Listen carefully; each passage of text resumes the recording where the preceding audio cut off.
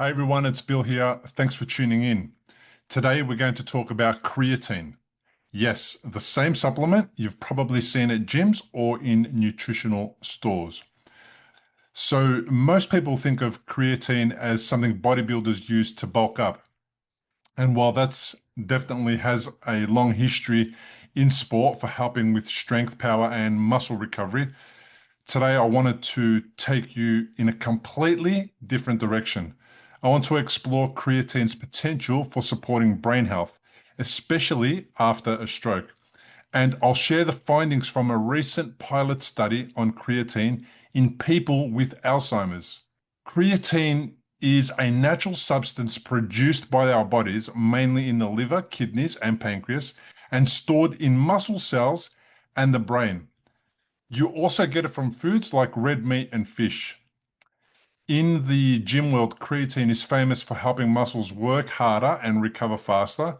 It helps regenerate energy in the form of something called ATP, which your muscles burn during heavy lifting or intense exercise. That's why athletes and gym goers use it. But what's often overlooked is that creatine isn't just a muscle supplement. Your brain weighs only about 2% of your total body weight, but it uses about 20% of your body's energy.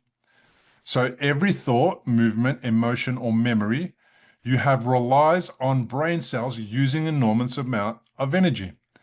And guess what helps move that energy around inside the cells? Yep, creatine. So the idea that creatine could help the brain, especially when it's struggling, like after a stroke or in diseases like Alzheimer's, makes a lot of sense.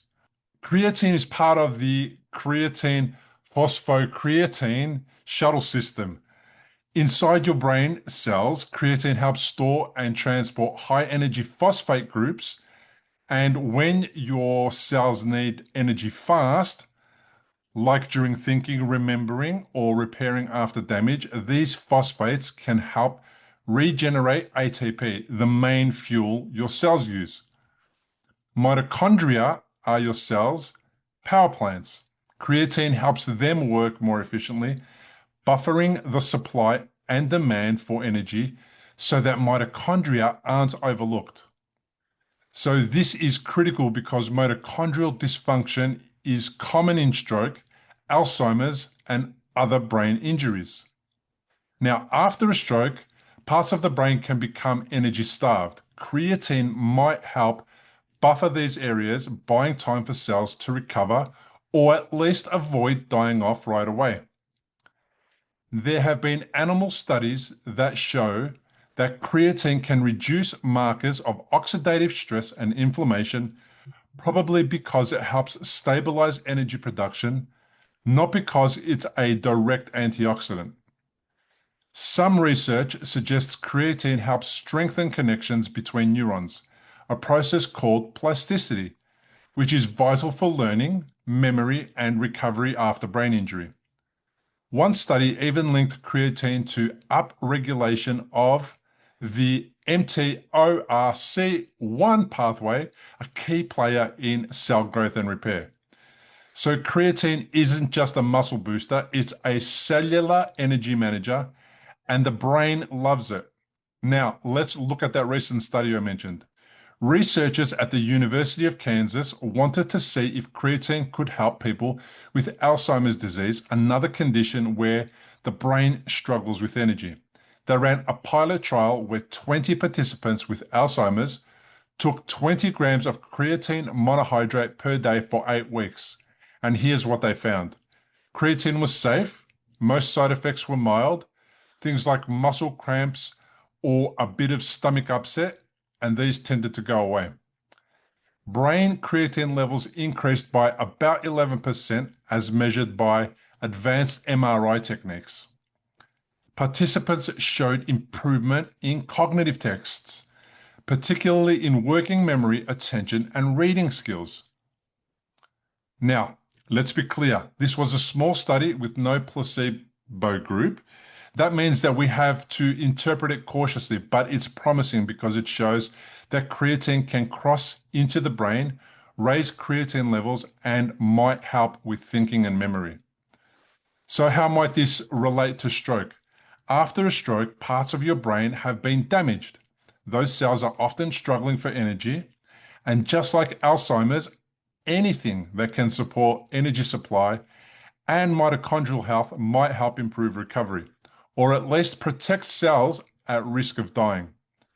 Animal studies have shown creatine reduces damage in models of brain injury. And although we don't yet have large-scale human studies on creatine after stroke, the evidence from Alzheimer's, traumatic brain injury, and healthy brain studies gives us reason to be hopeful. It's not just injured brains that benefit.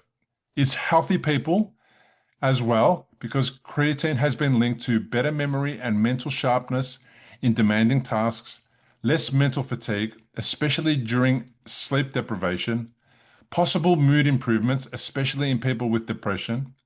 So even if you haven't had a stroke or brain injury, creatine could still help support your brain performance, especially in times of high demand. Creatine is generally safe for most people when taken at standard doses, usually 3 to 5 grams a day for long-term use. In the Alzheimer's trial, they used 20 grams a day, which is considered a high dose and was well tolerated, but it's best to start small and consult your doctor, especially if you have kidney issues or other health conditions. To sum up, creatine is much more than a gym supplement. It helps the brain store and use energy, protect cells, and may even support recovery after injury. The Alzheimer's study gives us an exciting hint that creatine can get into the brain and might help thinking and memory. For stroke survivors, while we don't have definite evidence yet, creatine could be a low-cost, low-risk addition to your recovery toolkit as long as your doctor agrees. If this kind of deep dive into science and recovery interests you, make sure to like, comment, and subscribe. And I'd love to hear from you. Have you tried creatine? Do you notice any difference? Drop a comment below and let's start the discussion. Thanks for watching, and I'll see you next time.